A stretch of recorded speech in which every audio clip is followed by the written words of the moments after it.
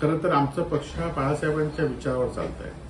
आज उद्धव बाळासाहेब ठाकरे, खरं तर बाळासाहेबांचा वारसा कोण चालू शकतो तर त्यांचे चिरंजीव उद्धव बाळासाहेब ठाकरे यांनी सक्षमपणे बाळासाहेबांनंतर गेली 15 वर्ष चालत आहेत। आज जरी शिंदे आमच्यावर आरोप करत असले तरी शिंदे हे खरं तर बाळासाहेबांचा विचार नाही तर ते अमित शहा आणि मोदींचा विचार चालवत आहेत।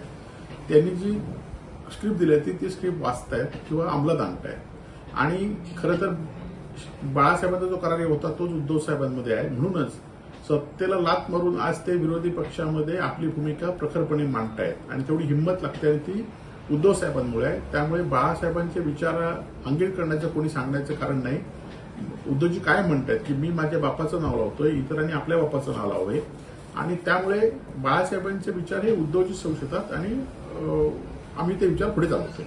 सिंधुदुर्ग जिल्ह्यामध्ये अनेक तडीपारीची प्रकरणं आहेत। आज दुर्दैवाने राजकीय हेतूने राष्ट्रवादीच्या तालुकाध्यक्षांना तडीपार केलंय, परंतु ज्यांच्यावर गुन्हे होते ज्यांचे कोणी आका आहेत त्या आकांमुळे काही लोकांना मात्र तडीपारी होत नाही। कुडाळ तालुक्यामध्ये सिद्धेश शिरसाट असून देत आणि अनेक नावं आहेत की त्यांना तडीपारीच्या नोटीशी आल्यात, परंतु पोलीस काही आकांच्या दबावामुळे कारवाई करत नाहीत। ती आता माननीय देवेंद्र फडणवीस गृहमंत्र्यांना विनंती की त्यांनी ही लवकरात लवकर कारवाई करावी।